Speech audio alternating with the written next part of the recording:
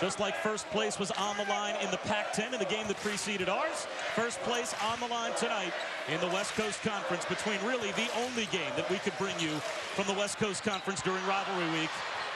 It is St. Mary's and Gonzaga, and a great start for the Gales. Samhan already has been a big factor, and there's Omar Samhan flashing to the goal again. He will go to the free throw line. This is the Thursday night showcase presented by T. Rowe Price here in Spokane, all part of rivalry week, presented by Cisco. Bob Wischusen and Stephen Bardo with you here at the McCarthy Athletic Center. Number 11 Gonzaga all time, 70-4 in this building. But if there was ever a year where St. Mary's might be prepared, Stephen, to pull off the upset, beat them on their home floor, and claim the West Coast Conference title finally, it might be this year for Randy Bennett's crew. Well, you're looking at Coach Bennett there and his numbers, but St. Mary's, it's interesting. They lose an NBA player in Patty Mills, and they have a better chance in coming in and upsetting Gonzaga on their home floor this year because they're a better overall team. Sacre in the post, fading away over Samhan. The tip follow won't go. Gray on the offensive glass keeps it alive, and Ben Allen will be called for the foul, and that should put Stephen Gray at the free throw line. Well, one issue in the game, the first game between these two teams in St. Mary's, was Gonzaga's offensive rebounding the building. Plus 18 on the glass in Moraga in the first game, their first matchup this year. Coach Bennett and his staff really concentrating on controlling the glass. Stephen Gray, a big factor in why a team that has lost Josh Heitfeld, Jeremy Pargo, Micah Downs, Austin Day from last season is still right knocking on the door to win their 10th consecutive West Coast Conference title, which is a dynasty unlike any we have in college basketball right now. On the flip side, St. Mary's, as you said, lost Patty Mills, Diamond Simpson, but Omar Samhan, probably the best player so far this year in the West Coast Conference. And they're potentially going to pull off the upset. Maybe they win the conference this year. Yeah, it's going to be very interesting. And it just shows you these two programs, elite programs with the consistency in the coaching staff and their ability to recruit even internationally has really put them on the map. The lob hits the underside of the backboard. Mitchell Young tried to go backdoor. Instead, the other way. Gray can't hit from three. Samhan another rebound. Stephen Gray shooting under 35% in the last 3 games, has really struggled with his outside shot. And it's one of those things when you're a shooter, sometimes you go through those types of slumps. Alvadova in and out. Samhan, though, again runs down the loose ball and is able to shovel it off to Mitchell Young. 5 rebounds already for Omar Samhan. One thing that St. Mary's has is depth on the front line. They bring in Mitchell Young. They've got Tim Williams at 6'9", so they could throw some bodies at you. Miscommunication between McConnell and Steindl, and Mark Few in his 11th year. Already a 6-time West Coast Conference Coach of the Year. He has never won fewer than 20 games, and a win percentage that is 1/1000th of 1% behind Roy Williams for tops among active coaches. Pretty good. Well, when you look at what North Carolina's doing this year, those numbers will change by the end of the season. Penetration and a lost ball as Manny Arap turned it over. St. Mary's really closing penetration lanes down. You're noticing on defense they have 5 defenders in the paint area. They're going to encourage Gonzaga to try to beat them over the top. Going to limit their opportunities at the bucket. Dellavedova for 3. An offensive foul called, though. Moving screen set by Mitchell Young. Ooh, I'm not so sure about that. It looked like Mitchell Young was planted pretty well there. And you see Mickey McConnell will come off the screen trying to, oh yeah, good call. Move right into Matt Bolden. I'll take my whistle off now, Bob. Randy Burkhart made the call. Obviously, I very much in defense of Randy Burkhart. I told him before the game and all the officials, every call is a good one. I'll be defending you when Stephen Bardo's killing you. Offensive rebound by Sacre. Ooh, Robert Sacre, feeling a little left out of the party, gets invited with a vengeance there on the offensive glass. Statement move by the big man. Samhan underneath. And a foul called as Sacre gambled over the top for the steal, and instead it was Omar Samhan with a clear path to the basket, which is exactly what Robert Sacre had a moment ago. Well, Gonzaga wants to get back in this game. They've got to crash the glass, and Robert Sacre doing his best imitation of Moses Malone. 0-5-4.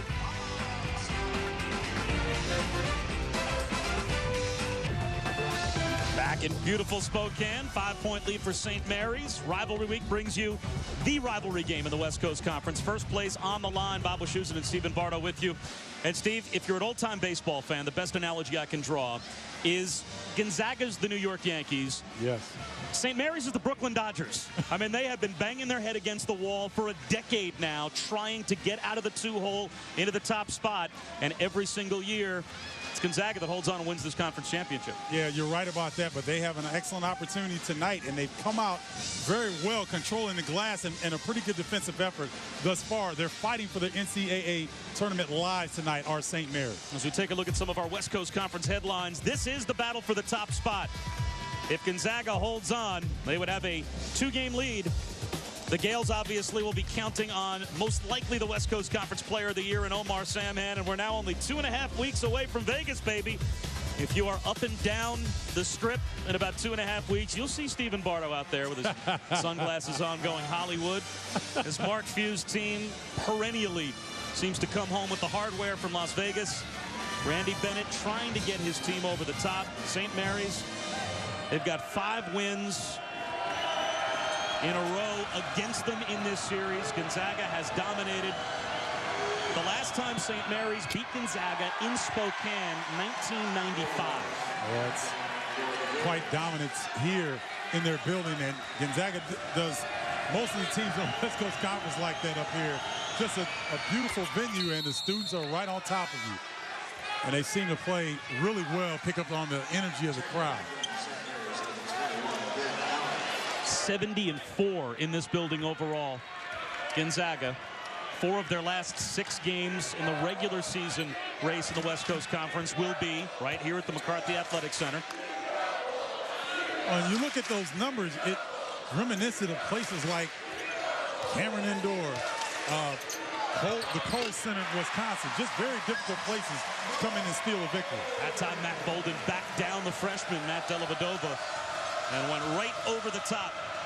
Now, St. Mary's has been one of the best teams on the road this season. Only Syracuse joins them as an undefeated team in pure road games this year. St. Mary's 8-0 away from home. Sacre deep position on Samhan. The jump hook gets the friendly bounce. Here come the Zags, down by 2. Well, Gonzaga understands one of the best ways to defend Omar Samhan is to make him work on the defensive end. Robert Sacre has the size to lay on Omar and get in position. And you see he's doing damage here in the last couple minutes. A 7-1 run for the Zags has cut the lead down to 2. Matthew Dellavedova winning that high screen and roll. He's going to have to attack the paint area. To the corner to Steindl. Got a 3. Clint Steindl. He's got tremendous upside, Bob. At 6'7", plays the perimeter. Can stroke the 3, can also put it on the deck. Sacre comes up short. How about the follow, though? Kelly Olynyk sails in to tap home the putback. Kelly Olynyk, I think, has a bright future and could possibly play at the next level if he continues to improve his game. Very skilled at 6'11". And if he can show the effort like that on the offensive glass, those are bonus points for Gonzaga.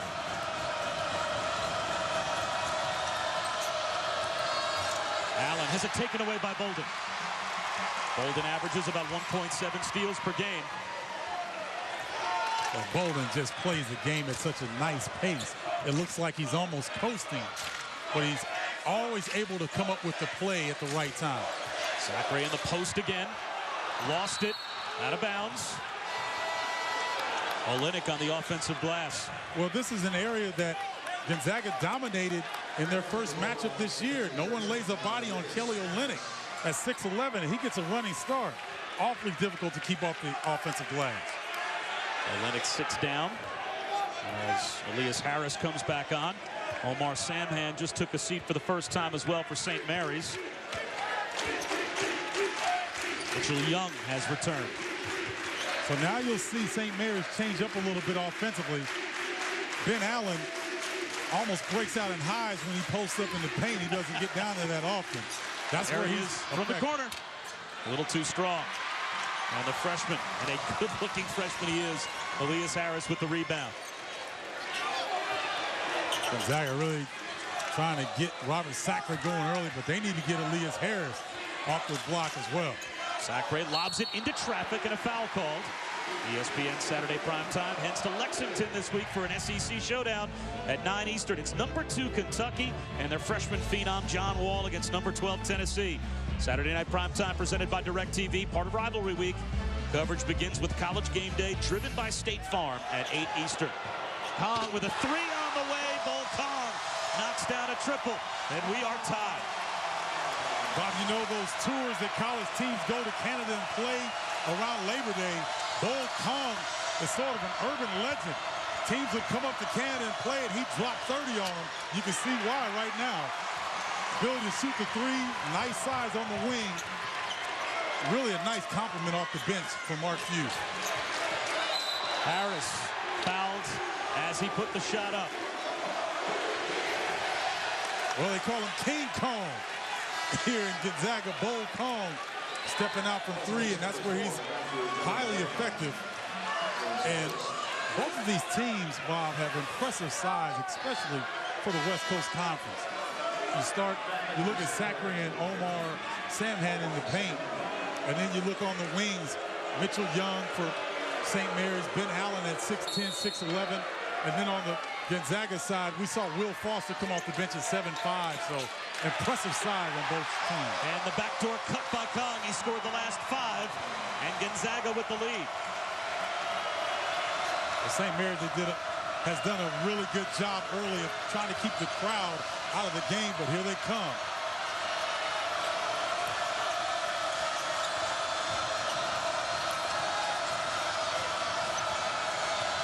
McConnell with a jumper, a rainbow jumper that comes up short on the loose ball tracked down by Bolden. And Mickey McConnell, deadly from long range, but really hasn't had an opportunity to get an open look. Gonzaga making him put it on the deck where he's less effective on the move as opposed to being a standstill shooter.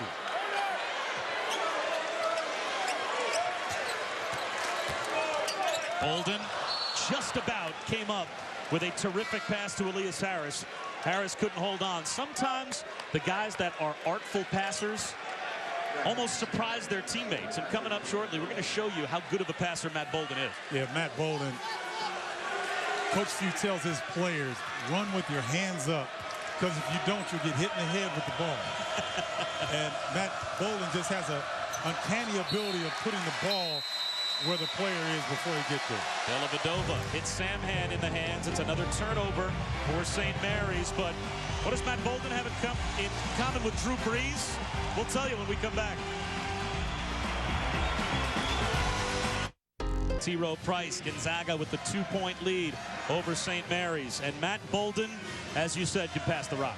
Yeah, just take a look at some of the things here. The state of the art, he throws the ball like Drew Brees where the player isn't, and then all of a sudden the ball meets the player right there, hitting his teammate underneath the basket. Just an uncanny ability to set his teammates up. Here he follows up on the shot. But Matt Bolden is the type of player that can see the play develop before it actually happens. That's a pretty good list to be a part of. If you're on the all-time Gonzaga assist list, I mean, you're about 150 assists behind a 19-year automatic Hall of Famer. There he is. Well, and people know about John Stockton.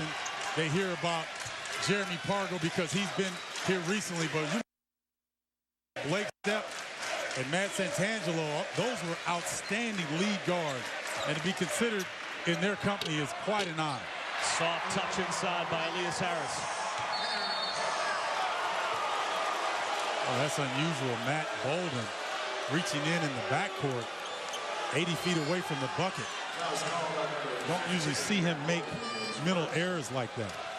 Bolden's first, and it was a cheap one. Not only is that Bolden's first, but it's also the 7th team foul called against Gonzaga. So now you take an 89% free throw shooter who's in the top 15 in the country in Dellavedova, and you give him a chance to score some cheap points at the free throw line. Right here, I don't know what can be gained here besides just trying to push the ball up. It looked pretty obvious. Got him across the wrist. And you talk about the perfect scenario for St. Mary's on the road, only down 2. With 7.5 minutes left, they're in the bonus. Great recipe for success here in the first half by St. Mary's. Zach Gray just dumps it over the top of Samhan. And St. Mary's is the #1 free throw shooting team in the West Coast Conference. Gonzaga is last. Well, 2 things that don't last very long, Bob. Dogs that chase cars and teams that can't hit free throws very well. So if Gonzaga doesn't right that weakness in their game, that's going to come back and bite them at some point this season. You like that one, huh? I enjoyed that, yes. Yeah, okay. I might get that crocheted into a pillow. Dellavedova on the drive. The jumper from the wing, knocked down by another freshman. Freshman to freshman there as Dellavedova found Jordan Page. Well, that's an example of why St. Mary's has been able to find some consistency. Their younger players are very skilled, very confident. Randy Bennett gives them enough time to come in, find their confidence, and plug right in. Dellavedova on the drive, draws another foul.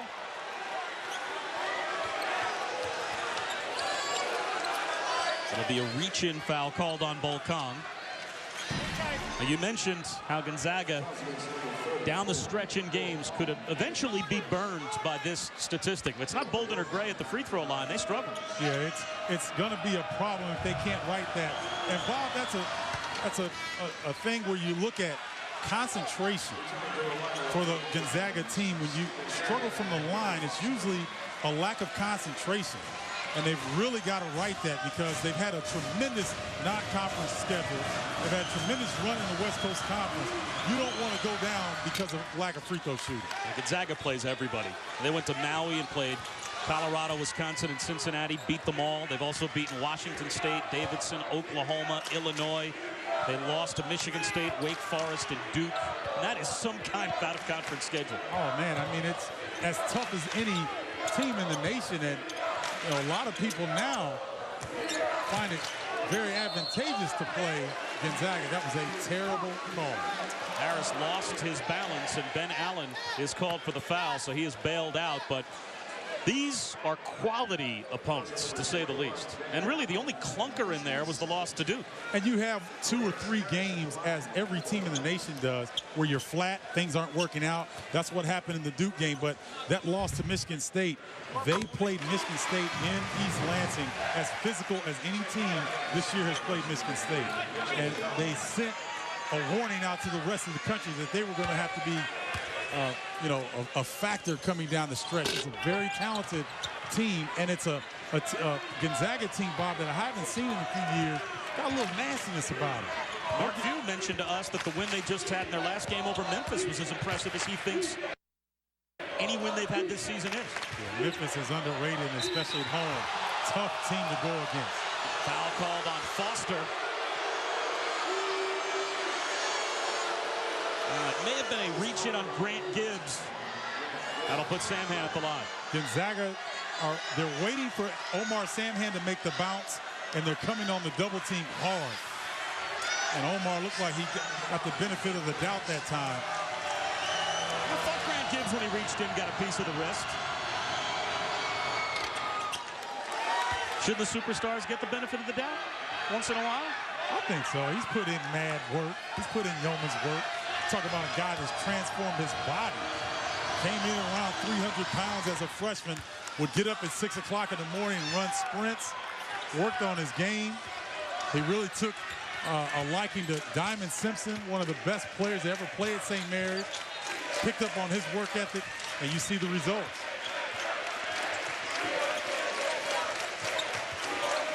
Well, Mitchell Young doing a fantastic job in this possession, denying Elias Harris the basketball. Gray lost it out of bounds.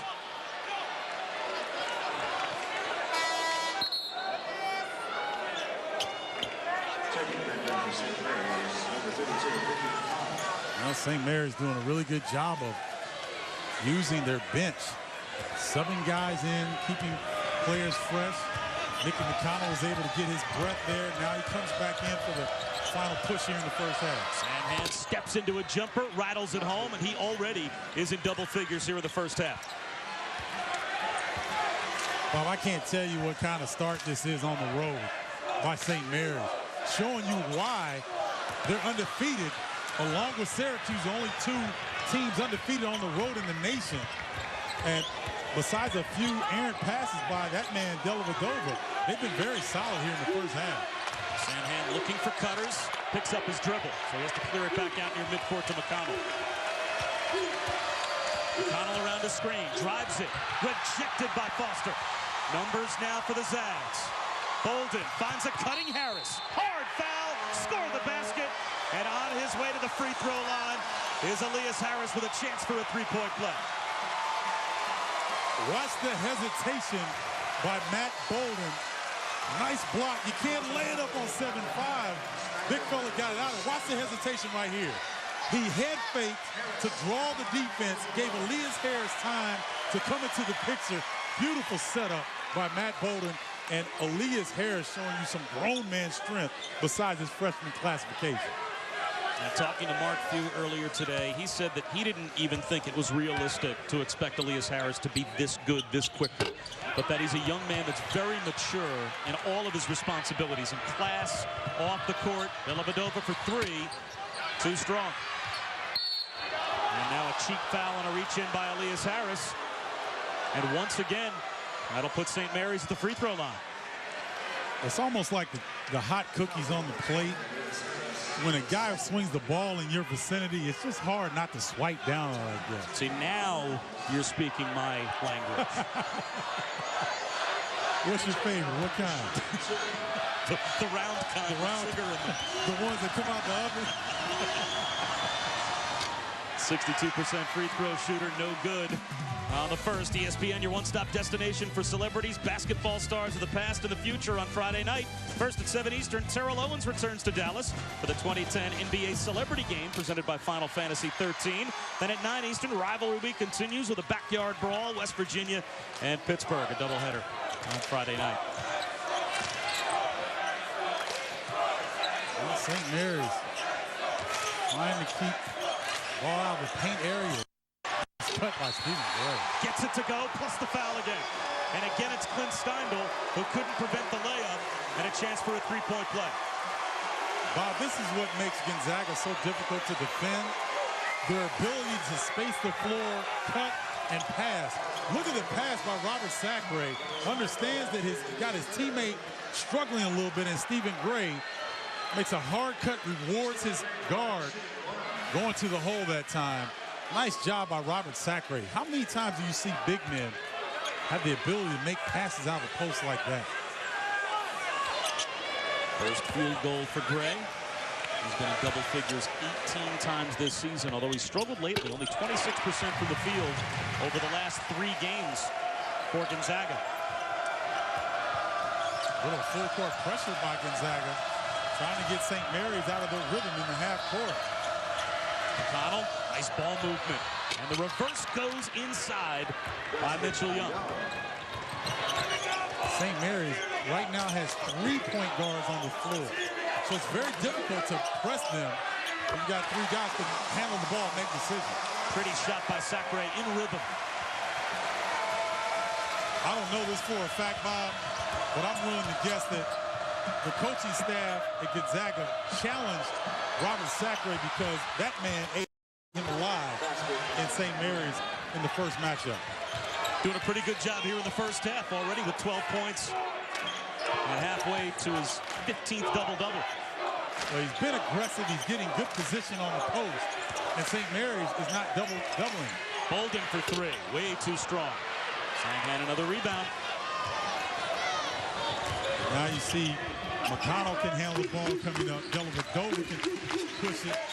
Jordan Page can break it down off the bounce. This is a difficult matchup for Gonzaga to try to stop.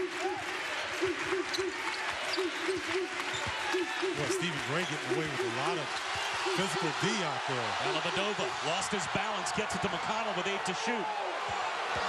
McConnell around the screen, 5 to shoot. McConnell picks up his dribble. Samhan will have to force one. That's an air ball. Gray, with all those bumps on the perimeter, took Dellavedova and St. Mary's totally out of rhythm. Well, that's what great defense does. Try to take away your first option. And Dellavedova wasted a lot of time on the perimeter. Ray in and out. The follow won't go, and it finds its way to McConnell. Pretty solid job on the glass.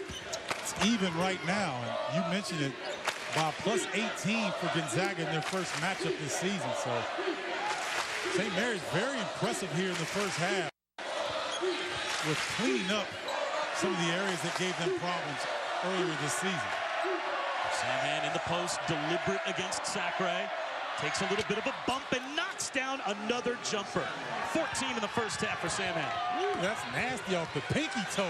Almost Samhan. Then you give up the easy one, though, to Bolden. Fall asleep defensively, and Bolden makes it a one-point game. See, that's why head coaches are follically challenged. Because if it doesn't fall out on its own, you pull it out. Samhan, a jumper. Must be on the road, does not get the friendly bounce.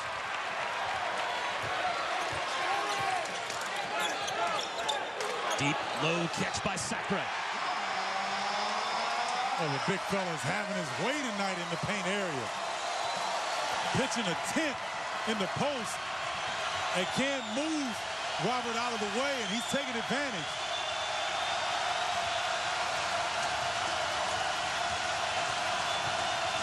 Stephen Gray is really getting away with a lot of contact.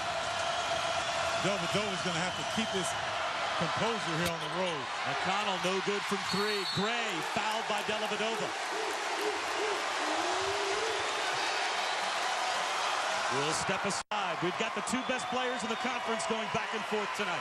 Well, Omar Samhan doing it nice off the back foot on the jumper over the D. And Matt Bolden, you fall asleep, I'll make you pay. If they can get it here at Gonzaga, and they're getting a great start from Omar Samhan. Well, showing you the versatility of the big man and what he's able to do, how he's really expanded his game. Nice pick at half court to free Matthew Dellavedova. Dellavedova does a great job of dragging the defense. Omar steps into the free throw line area and showing you his improved face-up jumper. Nice execution by St. Mary's. Samhan has scored 8 of St. Mary's last 10 in a far different first half tonight than the first half he put together against Gonzaga in the loss at home back in Moraga on January 14th. That's why right now, Randy Bennett's team at 8-1, a half game technically ahead of Gonzaga in the West Coast Conference standings, but they've lost the only head-to-head matchup between the 2 teams so far this year. So if the Zags win tonight, they would not just be a half game ahead mathematically of St. Mary's in the standings, but it would feel like almost 2 games ahead because they'd have the season sweep.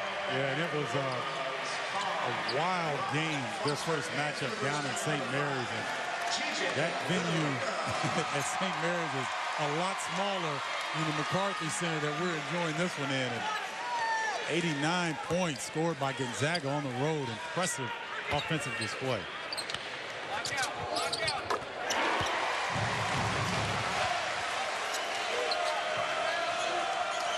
The token pressure here, not designed for the steal, but just to get St. Mary's to take a little bit of time and make them rush in their half-court sets. Nearly 6-second differential between the shot clock and the game clock. Down to 20 to shoot.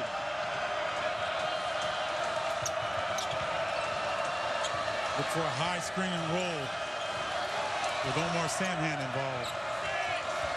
McConnell on the drive, lost the ball, 5 to shoot, gets it to the corner, Allen for 3. Got it! Down to 5 seconds to go in the first half. And a whistle and a timeout called by Mark Few from the bench. We will step aside very briefly. Tied here in Spokane. Great start to tonight's game.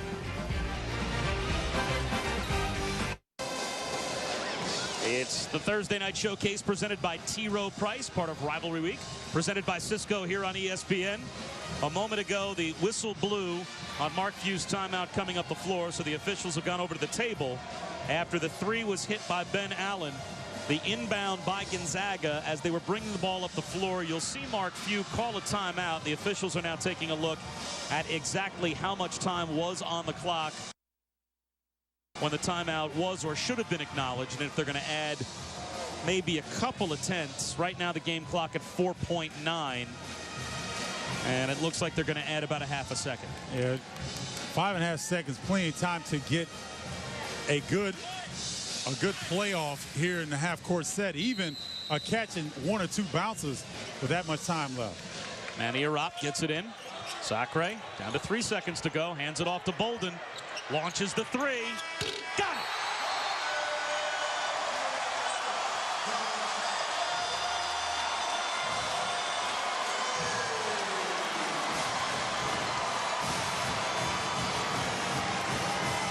A terrific first half, and Gonzaga with the three-point lead at halftime. And the margin based on this jumper by Bolden. A nice in-and-out dribble to create the space. Was a little surprised that Sacre got the ball at first, but nice job of finding Matt Bolden, and he does the rest. That brings us to halftime in the rivalry game in the West Coast Conference. A three-point lead at halftime for the Zags. After the break, we'll hear from Ryan Burr.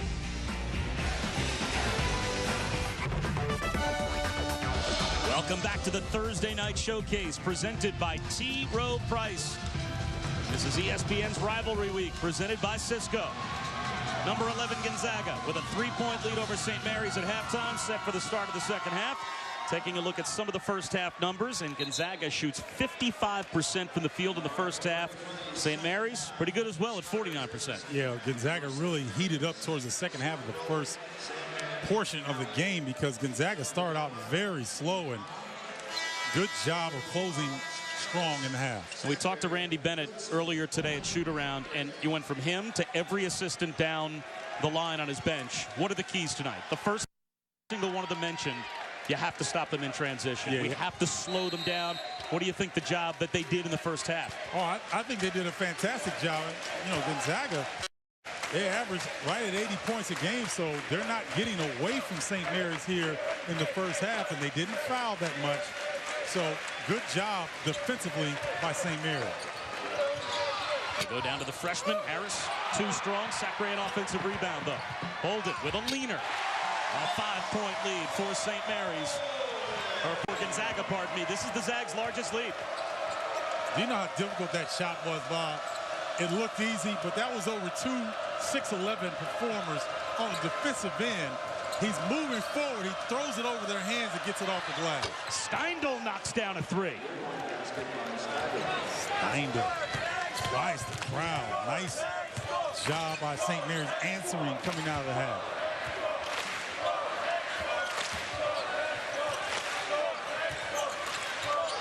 Sacre forces one up. The rebound down to Ben Allen. And to back up what you were talking about, Stephen, on the box score, neither team credited with any fast break points in the first half. A nice reverse by Omar Samhan. Second time tonight we've seen him do that. Go away from the pressure of the defense, use the rim to shield himself from the defender. Go off glass. Bolden, pull up, too strong.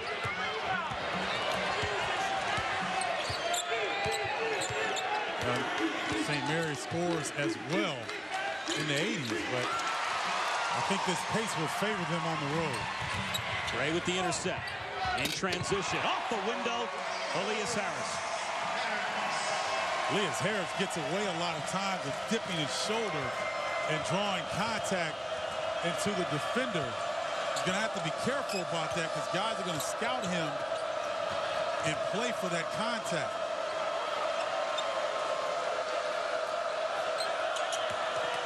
Samhan fades away over Sacre, scores again. He's got 18. Woo. Make me have the bitter beer face over here. Just the contact spin away, fade away over Sacre. Sacre missed everything, and it's knocked out of bounds by Elias Harris. We've seen the full arsenal tonight from Omar Samhan. Young players, this is why your fundamentals have to be strong. Look at the big fella go with his left hand off the bounce to get underneath the rim. That's good fundamental basketball by Omar Samhan.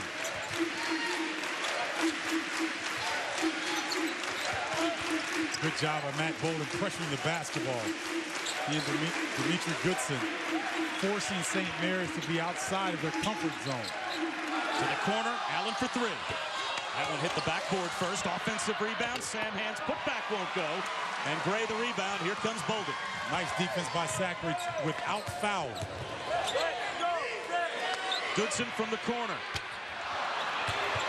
And Sacre runs down the long rebound. Gray, an NBA three. In and out. Wow. Stephen Gray continues to struggle from long range. Bob, every time that I played and you're struggling, you want to get that layup down.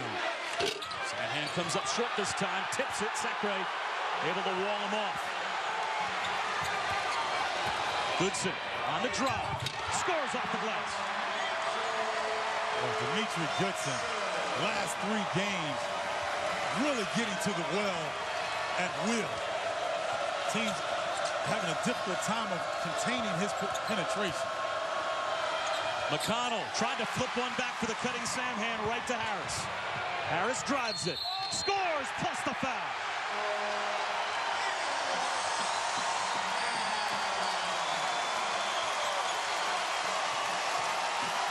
Elias Harris giving us a glimpse of the future of him being a 3-man with his ability to handle the basketball, change directions, take the bump, and get it off glass. That's where this young man's future is going to be. He's playing the 4 position right now at Gonzaga, but his future rests at the 3 position, being a small forward. That foul was the 3rd on Ben Allen, and Allen staying in the game. Mike Harris, the father of Elias Harris, with a fist pump. He's here tonight. He was a military dad, raised his son over in Germany. And Elias played for the German national team, the 2009 European Championships.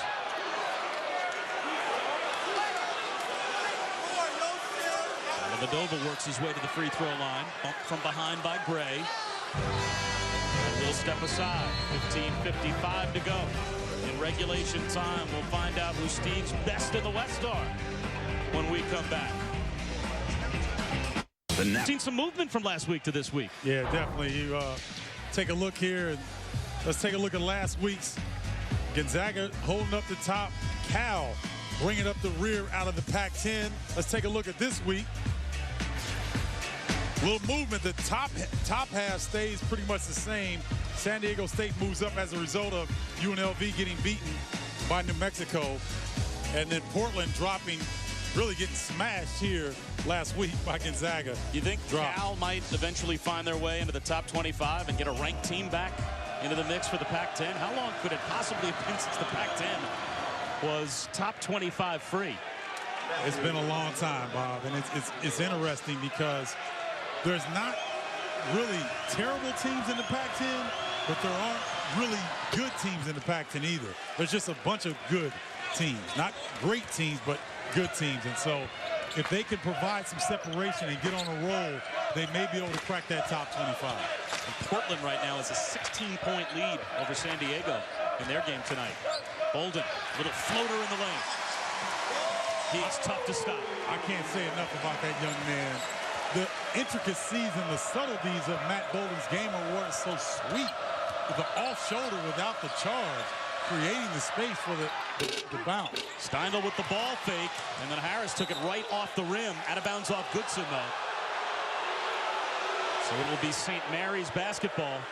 This was close to basket interference. I agree. It looked like it was up there over the cylinder, and here comes Elias Harris. Ugh, awfully close. It was right on the rim, not over the cylinder, though, so probably a good no call. Elias Harris, that type of athlete that can live at that level all day long. Steindl with the drive, shovels it off to Samhan, and the foul call. I believe they'll get Elias Harris ESPN Saturday primetime heads to Lexington, a big showdown in the SEC at 9 Eastern. Number 2 Kentucky and John Wall against number 12 Tennessee. Saturday night primetime presented by DirecTV, part of Rivalry Week.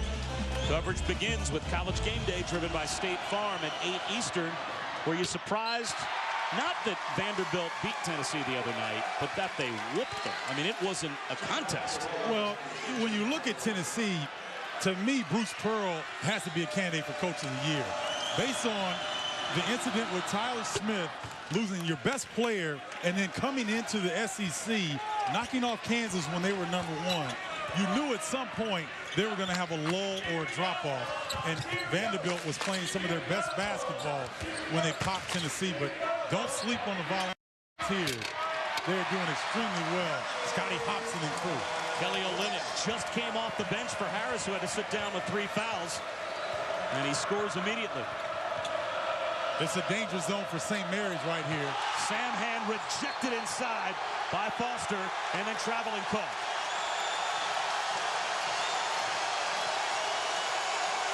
Well, the Gentle Giant getting a standing ovation right here. Playing great defense without fouling. Using his height, going after the basketball, no body contact. Good job by Will Foster. I think that was as much the mocking of Omar Samhan by the crowd here as it was a standing ovation for Foster. There's a standing ovation now for Matt Bolden. He's got 14. Matt Bolden, a flair for the dramatic. Timeout called by Randy Bennett. A danger zone, as you said, for St. Mary's. The largest lead for the Bulldogs. It's up to 9. Well, when in doubt, give the rock to Bolden. Knowing that his team is on a run, he wants to add to it. The first. Downtown Spokane all lit up, just like the inside of the Mac Center is. Thursday night showcase presented by T. Rowe Price, part of Rivalry Week presented by Cisco. A 12-3 run for Gonzaga. They are 70-4 all-time in this building. Off the timeout for St. Mary's. Let's see how things go here as Dellavedova has to recover the dribble. A lot of contact with Gray. Gray finally called for a foul. And I'm sure from the St. Mary's bench, Stephen Bardo, it feels like that's long overdue. Feels like that's long overdue. And Matt Few is pointing to his head to Stephen Gray like, we're up 9. Be smart about what you're doing. You don't have to get into a tussle that far away from the glass. Because we saw St. Mary's get into the penalty in the first half.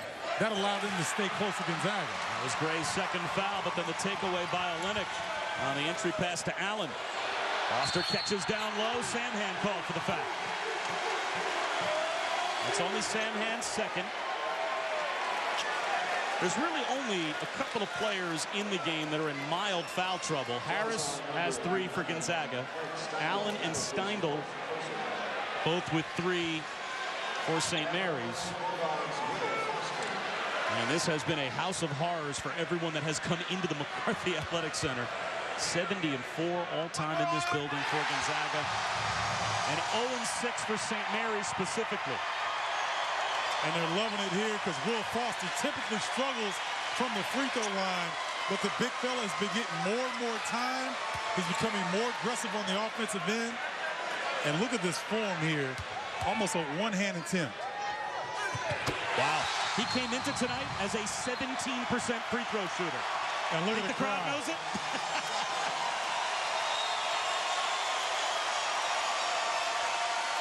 I don't think I've ever seen a player get a curtain call for making 2 free throws. That's what Will Foster just got, though. Another bad entry pass. Gray lost it off his knee. Well, it looked as if the ball went off Gray's knee, but they say it stays with Gonzaga. Stephen Gray has figured out a recipe defensively where he's got Matthew Dellavedova shook. Dellavedova is rushing, he's throwing passes, errant passes. That's all because of the pressure applied by Stephen Gray. Gray comes up short, gets his own miss off the window. And the lead starting to swell now for the Zags. It's up to 13. Well, and Ben Allen, more of a 4 perimeter guy having a tough time defensively in the paint. This time Allen gets it to go inside. See, the big fella can do that from time to time. He just prefers to be on the perimeter. Another foul called on Allen. That'll be his fourth. Oh, it's Samhan on the bench right now getting a little bit of a rest. Let's see what Randy Bennett does. He's going to get Samhan up off the bench and take Ben Allen out. Well, you want to see some sparks from some big fellas. Watch Ben Allen try to get in Sacre's way. Sacre establishing himself, feeling for Allen, and drawing the foul.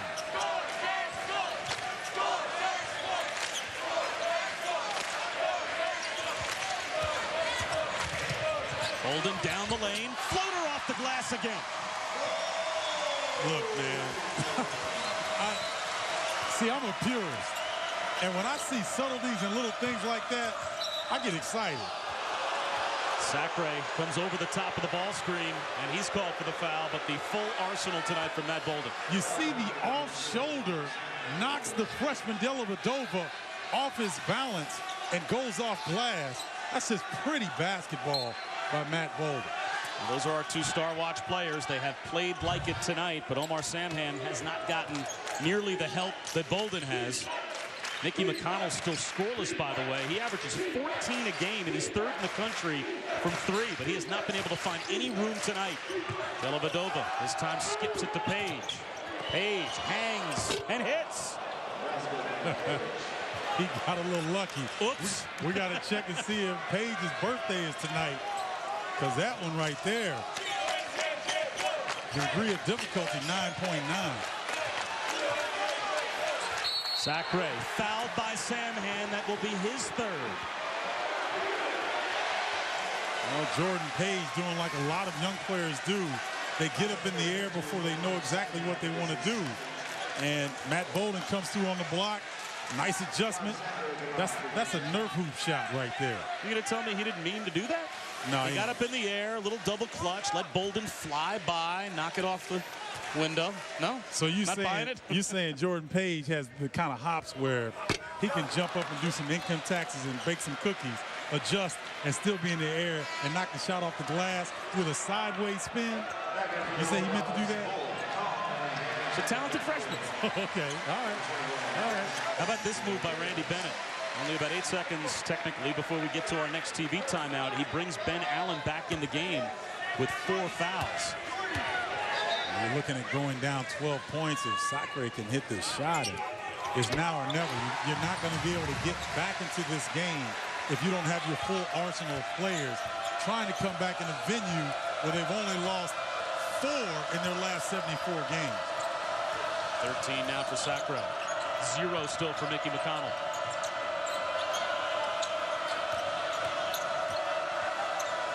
Samhan loose underneath. Rejected by Sacre from behind. Bolden got it again. Instant replay of 2 other moves we've seen early in the game. Matthew Dellavedova realizing how strong Matt Bolden is. Bob, there's one weakness in Omar Samhan's game. It's a lack of athleticism. That time, you got to dunk the basketball when you're point-blank range. For the block, and that'll put Page at the line when we come back. Speaking of a block, there's no quit in Robert Sacre's game on the defensive end. Coming out of nowhere, and Matt Bolden showing Matthew Dellavedova, get in the weight room, young fella. On me, I'm hitting 2s, I'm busting 3s. Pass me the rock, I'm in the zone. I'ma take a shot, everybody is on. one small bit of good news for St. Mary's on the Thursday Night Showcase presented by T. Rowe Price, part of Rivalry Week, presented by Cisco. Omar Samhan only has 2 personal fouls. One of the fouls that was apparently at one point given to Samhan has now been switched over to Clint Steindl. So Steindl now has 4. Ben Allen has 4. But Omar Samhan only has 2. That's mild good news for St. Mary's. The bad news, obviously, They're down by 14 as Page knocks down a free throw. So it's 13, but Gonzaga, Stephen, really has taken control of this game in the second half. They really have, Bob, and great teams find a way to disrupt what you want to do on the offensive end. And the way that St. Mary's has been able to do that is totally take Mickey McConnell, St. Mary's second leading scorer, out of the ball game. He has not had an open look from three all night long. Foul called on Dellavedova. He held up the cutter. That's his third.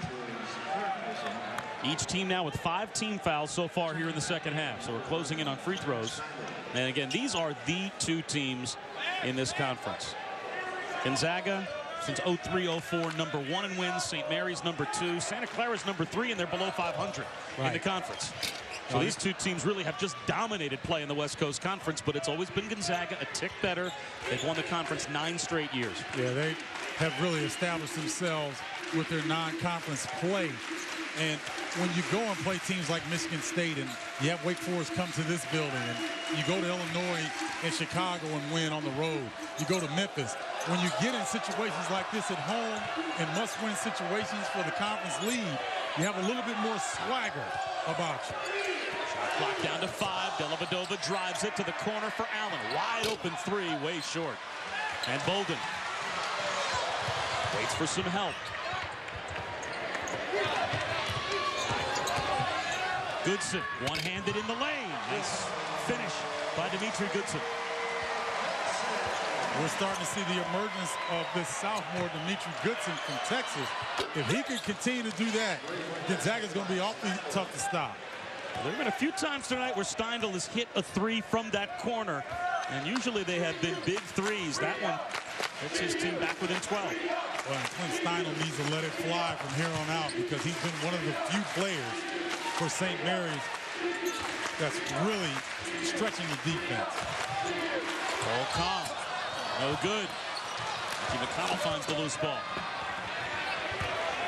St. Mary's hasn't been able to push the rock up the floor and get some early looks. That would help them get back into this game. Still again, that time no good. Offensive rebound though for Samhan.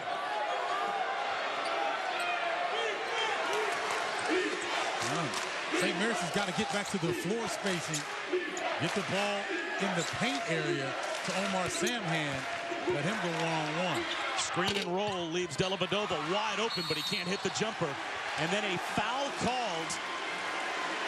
A collision just after the rebound was pulled down, and Samhan gets a cheap one. Now he's got 3, and that was a very cheap foul.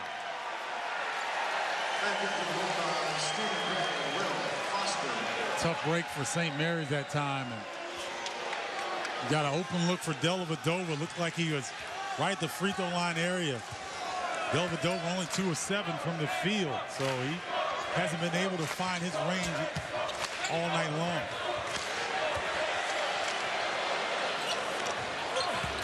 Nice bank shot by Harris. He doesn't look like a freshman. Well, at 20 years old, he sure doesn't act like one. Just the fundamentals to go off the glass, that's impressive. McConnell turns it over, and here comes Elias Harris. Ben Allen had to let him go with those 4 fouls. The largest lead for the Zags. And Dad loves it. Mike Harris watching his son put on a show. And Gonzaga against a St. Mary's team that's 8-0 on the road this season in pure road games, starting to pull away. Well, Mickey McConnell went to the hole in the first half and saw Will, big fella, and got the block earlier. And this time he gets too deep in the paint. Elias Harris able to take advantage on the other end. Will Foster set that up. Well, the 2010 Nationwide Series kicks off at historic Daytona. NASCAR's most anticipated rookie driver, Danica Patrick, will make her nationwide debut. The NASCAR Nationwide Series at Daytona. Coverage begins Saturday at noon Eastern on ESPN2 with NASCAR Countdown.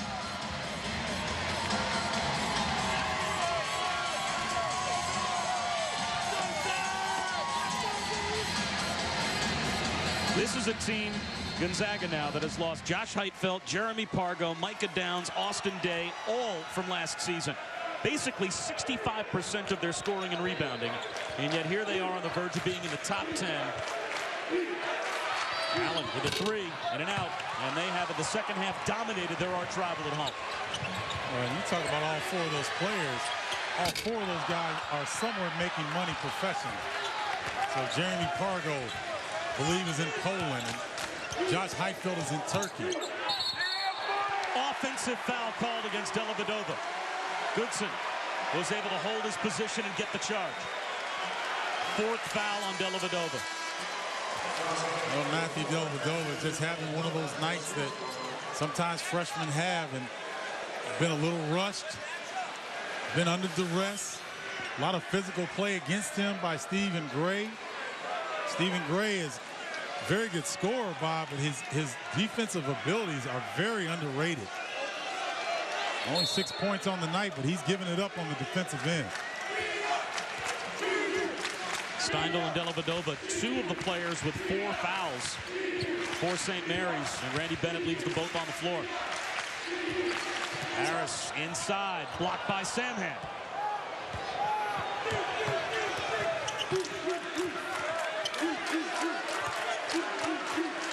Steindl's got to be ready to shoot that basketball when it comes out of the post. Blocked by Bolden.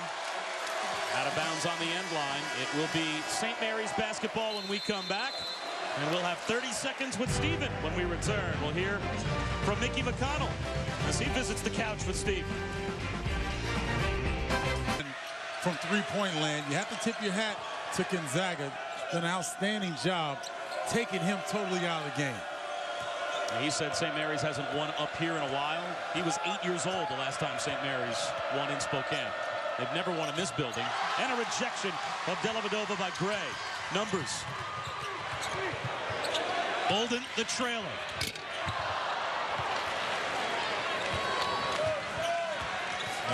Nothing's gone right here. Omar Samhan missed his last 4 opportunities. Cool. Second leading scorer, Mickey McConnell, trying to come back into the game, but he hasn't scratched. St. Mary's just cannot figure out this defensive juggernaut of Gonzaga here in the second half.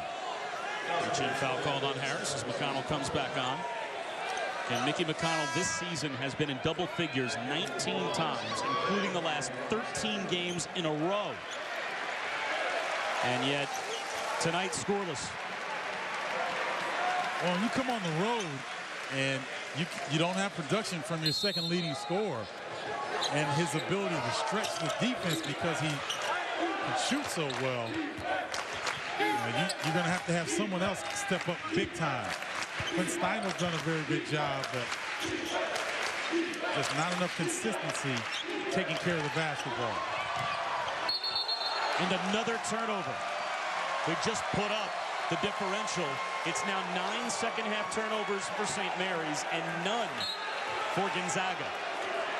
And Gonzaga has 14 points off turnovers, obviously with a none of St. Mary's here in the second half, and it's a 16-point lead. Oh, that's the difference in the ball game right there. Just the defensive pressure has really sped St. Mary's up in the half-court set. They just have not looked comfortable after the break.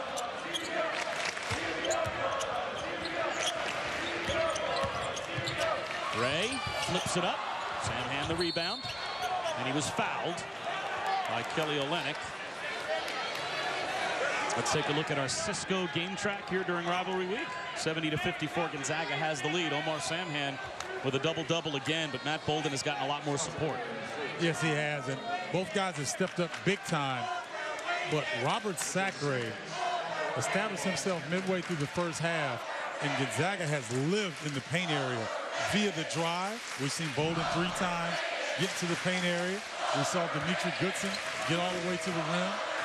And Elias Harris has come alive a little bit here in the second half as well. Both teams now with 17 fouls, so we will shoot free throws the rest of the way. Kong back on as Olynyk goes to the Gonzaga bench. Well, we talked about Gonzaga being the crown jewel of the West Coast Conference. if you're an opposing coach and you're trying to game plan against Gonzaga, you say, all right, let's try to take Matt Bolden out of the game. Well, that's next to impossible because he can post up, he can handle the ball, he can play almost any position on the floor. Well, let's take Elias Harris out of the game. Okay, well, we'll do that. Then Robert Sacre will kill you. And if you stay in the paint area and this young man gets hot, Stephen Gray can burn you from the outside. So just a very difficult team to try to really take out of their offensive set. Thus them being ranked in the top 15 in the nation. A legitimate Final Four threat, no question. Especially due to the fact that they continue the way they're going. There is a first and second round site here in Spokane at the Spokane Arena. Shot clock down to 5. McConnell drives it. Some contact, no call. Here comes Dimitri Goodson. Goodson with the lob. Gray can't finish. Wow, pretty good look, though, by Dimitri Goodson. Numbers as a result leaves Page open for 3, and he can't make it count. And Gray high in the air for the rebound. And a foul has been called, and I think they got the foul on Mitchell Young of St. Mary's. Saturday at 9 p.m., Saturday primetime, travels to Lexington for an SEC showdown. It's the Wildcats, led by John Calipari and freshman phenom John Wall against Wayne Chisholm at Tennessee. Can the surging Vols pull off the upset at Rupp? We'll find out Saturday night primetime at 9 p.m. on ESPN. You know, we at ESPN have really built up John Wall to be this freshman's phenom. But the freshman phenom on that team is DeMarcus Cousins. That's a grown man who is a double-double threat each and every night. Wall's numbers are fantastic, but DeMarcus Cousins, to me, statistically is the best freshman in the country. And we have two of the best on the same team. Bodes well for John Calipari and his ball club. And yet whoever wins the lottery is taking John Wall. He will be the #1 pick in the draft. Yeah, maybe. Maybe, Bob. I'm just telling you, when you got 6'10", 260 on the block, can get you double-double every night, can draw a double team and free up shooters, I wouldn't be so quick to make that proclamation. Bolden with the ball fake, lost it on the way up, but it was recovered underneath. Nice job to save it by Gray. Shot clock down to 8. They leave Harris open, and he knocks down a 3 with 2 on the 35. Remember what I said earlier. His future lies in the fact of him being able to expand his game to the perimeter. Tremendous athlete, but if he can develop a consistent outside jumper, work on his handle, he's going to make a lot of money. Samhan comes up way short. Sacre may have gotten a piece. And now Bolden will milk some clock. In the last 12 minutes, St. Mary's has 3 field goals. You talk about one of the offensive juggernauts, not in the West Coast Conference, but in the nation. St. Mary's averages over 80 points a game. And Gonzaga has made them look pedestrian on the offensive end.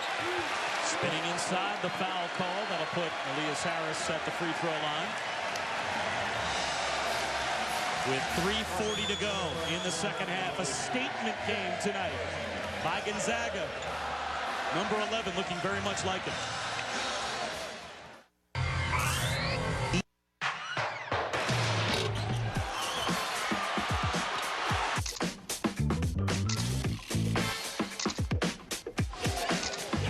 You can always fill up a photo album when these two teams get together.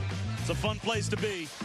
And it has been a fun night for Matt Bolden and Gonzaga, especially a fun second half. The Thursday Night Showcase presented by T. Rowe Price as we close in on the end of Rivalry Week presented by Cisco. Matt Bolden moving into 9th place all-time in scoring in Gonzaga history in double figures for 12 now out of his last 13 games. And he's now made the mid-season list for the Wooden Award, the senior class finalist as well, the Low Senior Class Award. a top 11 finalist for the Bob Cousy Award, which is given to the nation's best point guard.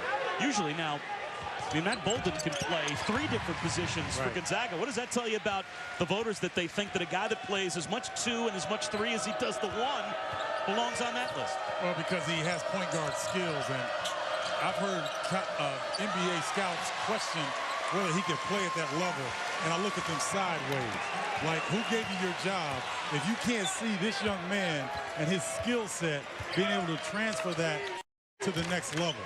He's got the size, he's got the skill set, he's got the flair for the dramatic as well. Whenever his team needs a big bucket, he's able to go get it. And he's just got those intangibles, and his dad was a great player, 42-inch vertical, played a little bit semi-pro in ABA, so he's got it in his bloodlines as well. Goodson tries to force one up, and that'll be a shot clock violation. I couldn't agree more. To me, he is a winning basketball player. And if you have him on your team in the NBA, he will find a way to contribute to a team that wins. Yeah, and he just knows how to win. You know, you look at this young man here, 94 career victories for Matt Bolden. You start getting around the 100 victory mark at any level in college basketball, you know how to get it done. Yeah, if you win the lottery, and absolutely positively without a doubt take John Wall with the first pick, and you had a pick in the second round and Matt Bolden's on the board, that would be a very nice draft. ESPN is your one-stop destination for celebrities, basketball stars of the past and future on Friday night. First at 7 Eastern, Terrell Owens returns to Dallas for the 2010 NBA Celebrity Game presented by Final Fantasy 13. And they'll face a West team coached by Magic. Then at 9 Eastern, Rivalry Week presented by Cisco continues. West Virginia and Pittsburgh in a backyard brawl on the hardwood. Big night of Friday Night Hoops on ESPN. Elias Harris just got a little bit of a curtain call with 2:27 to go. As Manny Arap came on, Harris just fouled out, so he got the standing ovation, but there might be a couple of other Gonzaga standing ovations in the last 2:27 as they have pulled away from St. Mary's here in the second half. It was a 3-point game at halftime, 39-36, and it has been domination by the Zags in the second half. Sports Nation presented by Toyota is coming up next. Shell Beadle and Colin Coward. Look at it, this Gonzaga ball club and what they've done tonight, what they did against Portland last week, what they did at Memphis to win on the road. They're starting to round into one of those teams that if they get a favorable matchup in the NCAA tournament, they could have a deep run. What would be, without naming specific teams, but do you think the bracket would kind of have to look like for Gonzaga to make that kind of a run? For instance, what would be a bad matchup? Are there a couple of teams out there that Gonzaga just doesn't want to see in their draw? Well, just like anybody else, they wouldn't want to see Syracuse, Kentucky, Villanova, or Kansas on their side, but I believe they could probably match up with anybody else. Outside of those 4, this Gonzaga ball club can beat anybody else on the neutral floor in the country, in my estimation. The curtain calls continue as Sacre goes to the bench. You mentioned Syracuse. They'll now be the only undefeated team in America on pure road games. Yeah, we had 2, and St. Mary's was 1. And now Bolden to the bench. Well, it was a tall task to come in here tonight with the conference lead on the line, with an opportunity, national television audience, to come in here and establish themselves as someone to be reckoned with. It's going to be awfully tough for St. Mary's to come in here and get it done. Page can't hit. Fumbling it out of bounds was Manny Arap. Gonzaga, as we take a look at their resume, and those are only 4 of their key wins. You can add probably another 4 in terms of the quality wins that they have had outside of the West Coast Conference. Yeah, it's been very impressive in the RPI, strength of schedule. There's no doubt about this team. Right now, Bob, they're playing for a top 4 seed. And ranked 11th in the country, they definitely fit in that range.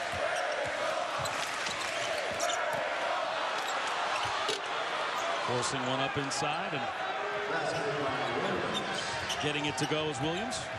On the other side, St. Mary's, despite their impressive record at 21-3, RPI in the 40s, but their strength of schedule at 141. So this was going to be a signature game for them. They let this opportunity slip away. Are they now in a position where they have to win in Vegas to make it to the tournament? Do they have to run through? Is there a chance? Could they get to the championship game against Gonzaga and still conceivably get an at-large bid? It's possible, but with their history, especially last year, 26 wins, to not get into the tournament with some of the victories they had, that was a tough pill to swallow. So when you're in conferences like the West Coast Conference, you got to take advantage and not leave it up to anybody's decision. Bull Kong with the dunk, and Robert Sacre giving him the King Kong from the bench. Well, they've earned the right to have a little bit of fun here at the end of the ball game. That game on the road where they lost in overtime to San Francisco woke up the sleeping giant. And the only question about this team was, do they play hard every time out? And they definitely answered the call here tonight. Down to 2 on the shot clock. That did not hit the rim. It'll be a shot clock violation. And the shot clock will now be turned off. And for the 71st time in 75 games in this building, the Gonzaga fans can celebrate a win.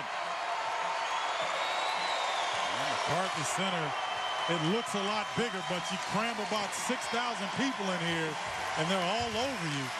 One of the toughest venues to come in and win, and one of the best venues to do a game. I always enjoy coming here, and I'm here so much, I think I have to pay some property taxes or something.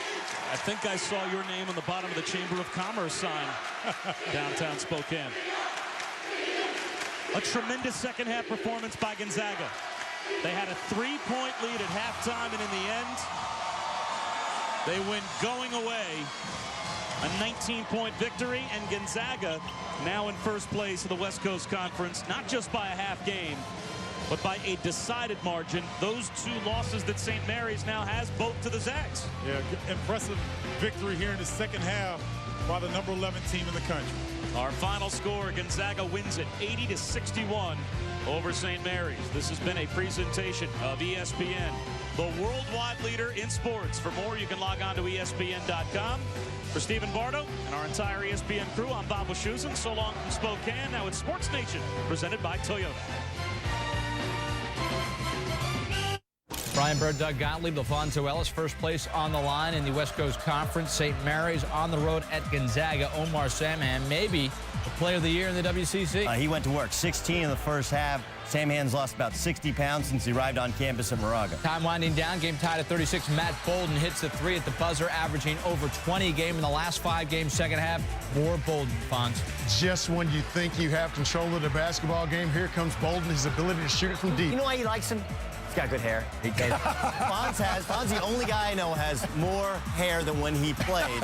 That's why he likes Bolden. Yeah, you definitely don't suffer from that, Doug. But I will say this, Gonzaga in the second half opening things up. Yeah, Matt Bolden, his ability to use the backboard. He took over this game. Big, strong shoulders, creating space for himself. And that brings us to our big men on campus. So many guys to choose